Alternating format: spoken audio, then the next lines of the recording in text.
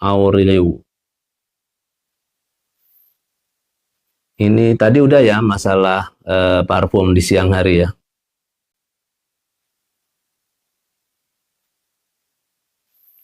Bulan Ramadan semua setan dipenjara, tapi ada orang masih berbuat dosa. Apa setan ada yang lepas? Jadi di dalam hadisnya memang tasfid. Tasfid itu artinya apa namanya? Tasfidus syayatin itu sufida, setan-setan itu dibelenggu, dirantai. Ya.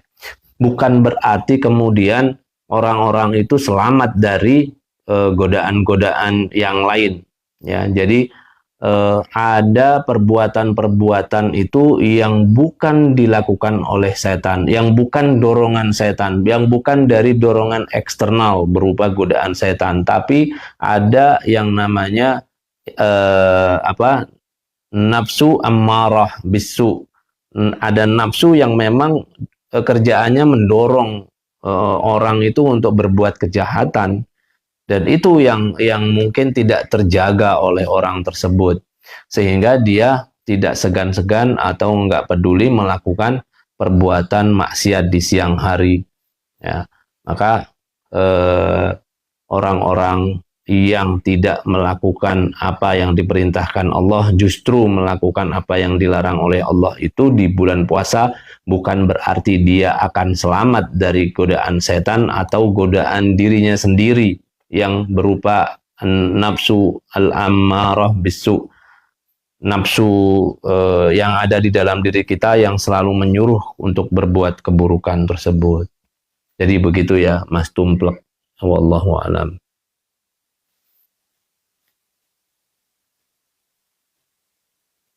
Kalau sholat taraweh di rumah, habis sholat isya, langsung zikir dulu. Ya, nggak apa-apa. Yang sebetulnya itu sholat yang lebih baik kalau kita sholat di rumah, sholat isya di masjid, kemudian kita lanjutkan dengan sholat taraweh sampai witir. Ya. Jangan kita berhenti di tengah jalan, karena kalau kita mengikuti sholat taraweh dari awal sampai terakhir witir, sampai kita tidak beranjak dari masjid kecuali setelah imam beranjak dari masjid, maka kutibalahu qiyamu lailah, maka ditetapkan baginya seperti orang yang bangun malam semalam penuh. Itu. Maka itu pahala yang diterima buat orang yang ikut sholat taraweh dari awal sampai akhir bersama imam dan meninggalkan masjid setelah imam meninggalkan masjid. Itu kebaikan yang diberikan oleh Allah Subhanahu wa taala untuk orang-orang yang mau orang sholawat, yang sholat taraweh bersama imam. Wallahu a'lam. Mas, keselak saya sholat selalu pikiran kemana-mana, bahkan dunia masih terbenak dalam pikiran. Apakah Allah terima?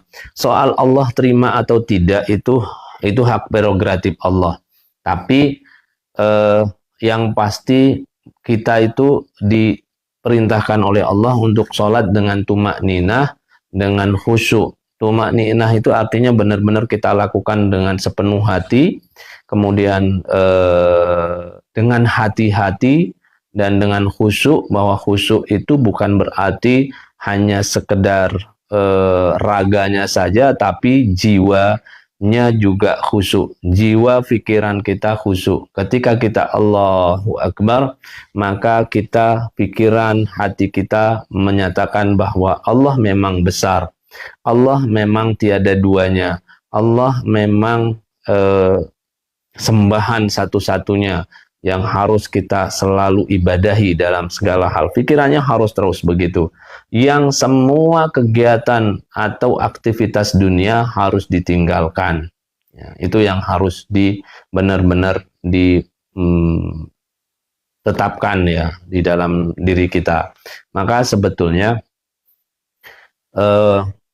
pikiran atau ketidakkhusyuan diri kita itu pengaruh dari beberapa hal. Salah satunya adalah pola hidup, gaya hidup, atau apa ya, ya kehidupan kita sehari-hari. Apakah makanan kita dari yang benar-benar halal, apakah pakaian yang kita gunakan ini benar-benar tidak berasal dari harta curian atau korupsi, apakah tempat tinggal kita ini benar-benar hasil dari cara yang baik, tidak dengan cara yang batil atau dengan cara menzalimi orang dan seterusnya.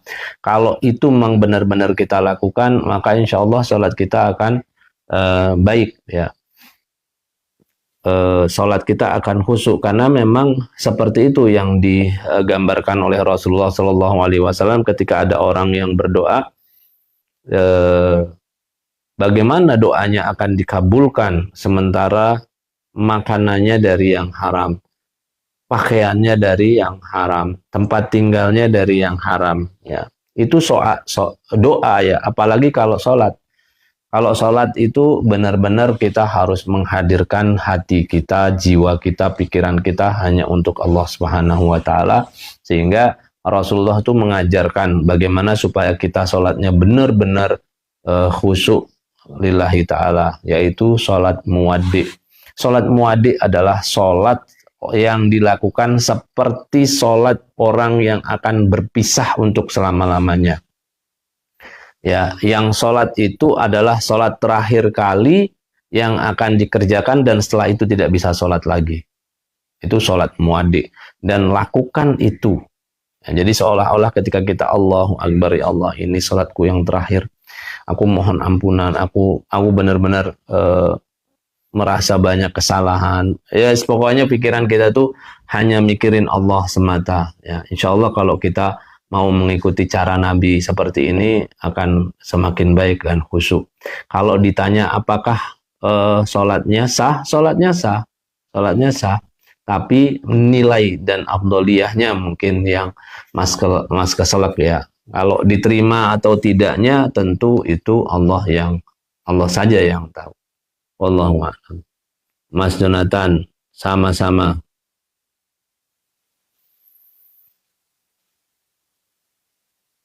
Gimana orang yang kerjanya berat menahun, Ustadz, kalau nggak puasa, sedangkan butuh uang untuk menafkahi anak istri. Menahun nih gimana nih maksudnya?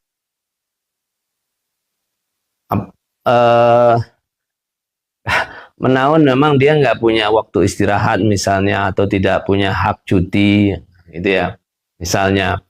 Maka kalau dihitung menahun itu sebetulnya kalau misalnya Ramadan, apakah 1 bulan full dia bekerja dan tidak mungkin ditinggalkan, gitu ya. Orang yang bekerja berat, ya, itu menurut beberapa ulama dengan alasan misalnya dia harus menafkahi anak istrinya, yang kalau tidak bekerja dan mendapatkan nafkah pada hari itu, maka akan bisa mengancam nyawa anak istrinya, maka dibolehkan untuk tidak bekerja, untuk tidak berpuasa pada hari itu, tapi tetap harus diganti pada hari yang lain, ya, di bulan yang lain. Itu tetap dia punya kewajiban untuk mengganti itu. Tapi kalau dia kemudian karena alasan kerjanya berat, tidak mungkin, karena butuh energi banyak, butuh asupan air yang banyak, sehingga tidak bisa menahan rasa haus misalnya, maka dia dibolehkan pada saat itu untuk membatalkan puasanya, tapi tetap harus mengganti di hari yang lain. Wallahu a'lam. Autotrof, bagaimana cara mencari istri? Waalaikumsalam warahmatullah. Mencari istri itu kan tungkahul mar'atu li arba'in. Wanita itu dinikahi karena 4 hal. Jadi harus benar-benar kalau mau mencari istri, ya. Li jamaliha, itu cantiknya, cakepnya, ya. Kemudian li nasabiha, nasabnya juga harus dilihat, nasabnya seperti apa, Ya, jangan-jangan dia dari nasab orang yang nggak benar misalnya. Lihasabiha, dari kedudukannya di masyarakat seperti apa, itu juga diperhitungkan. Wa lidiniha, dan ini dia yang penting, yang karena kemampuan pemahaman agamanya. Maka 4 hal ini yang harus dijadikan patokan, tapi kemudian Rasulullah mengatakan fadbar lidiniha, maka pilihlah wanita yang memiliki pemahaman agama yang bagus. Ya, taribat yadaka, maka kamu akan beruntung. Nanti kamu akan diperlakukan sesuai dengan hak-hakmu, sesuai kewajibannya istri, karena dia tahu dan memahami itu. Selain itu, nanti kelak anak-anakmu akan lahir sebagai generasi-generasi yang baik, yang berakhlak mulia, yang tahu tata krama, yang tahu bagaimana cara menghormati orang tua, bagaimana cara mendekatkan diri pada Allah, dan seterusnya dan seterusnya. Itu kelebihan. Makanya Rasulullah menyarankan udah pilih wanita yang mengerti agama aja, meskipun dari sisi penampilan wajahnya ya tidak seperti apa yang kita inginkan gitu ya, karena nggak ada untungnya juga kita milih fisiknya cakep tapi dia tidak punya adab, dia tidak tahu tata krama, dia tidak paham aturan-aturan, dia tidak tahu bagaimana harus menghormati suami, bagaimana harus memperlakukan suami, bagaimana harus mengurus anak, bagaimana harus mendidik anak. Itu kerugiannya, ya.